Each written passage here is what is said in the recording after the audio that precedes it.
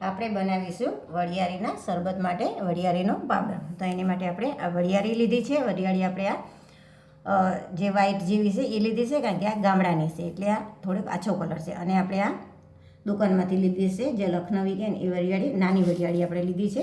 એટલે આપણે આ વરિયાળી લીધી છે 1.5 કપ અને આ લીધી છે આપણે અડધો કપ, એટલે તે 2 કપ થઈ આપણે વરિયાળી. અને આપણે સામે 4 કપ સાકર લીધી છે. સાકરને મેં થોડી ખાંડી નાખી છે, ગામડા સાકર લીધી છે.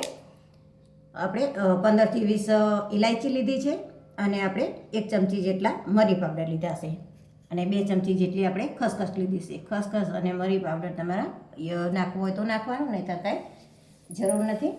તો હવે આ બધી વસ્તુ આપણે મિક્સ કરી લઈશું.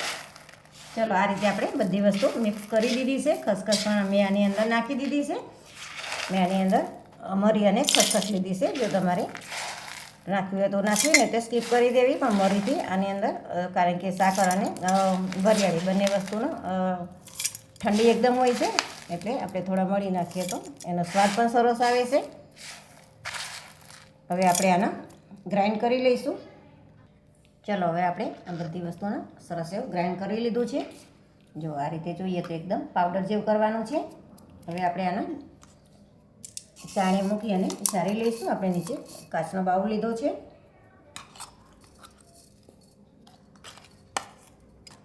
આ રીતે આપણે ચમચીની મદદથી ચારી લઈશું.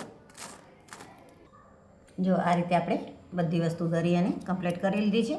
અને આ રીતે જો થોડોક વરિયાળીનો ભૂકો રહી ગયો છે. આને તમે ફળથી દરવું હોય તો પણ દરી શકો, નહીંતર એમને પણ રહેવા દેવા બનાવીશું. તો એની માટે આપણે આ ગુંદકતીરા પલાળી અને રાખેલા છે, તો એ નાખીશું આપણે 1 થી 1.5 ચમચી જેટલા.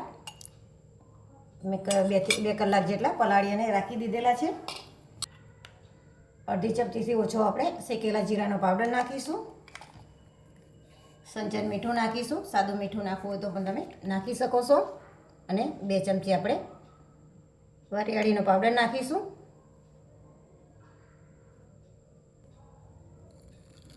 અડધું આપણે લીંબુ નીચોવીશું, કે પછી સ્વાદ તમારે જોવે એ પ્રમાણે. ઠંડુ પાણી નાખીશું. બરફ નાખીશું અને બધી વસ્તુ મિક્સ કરી લઈશું. આ રીતે તમારે કોઈ વસ્તુ ના નાખવી હોય અને એકલો પાવડર પીવો હોય તો પણ ઠંડા પાણીમાં બરફ નાખી અને તમે પી શકો છો. આ રીતે તમે દૂધનો પણ બનાવી શકો છો. દૂધમાં તમે ગુંદકતીરા અને દૂધ અને પાવડરને જો બરફ તમારે નાખવું હોય તો પણ નાખી શકો છો. અને આ પાવડર તમારે 6 મહિના બહાર રહી શકે છે અને વર્ષ સુધી તમે ફ્રીજમાં સ્ટોર કરી શકો છો.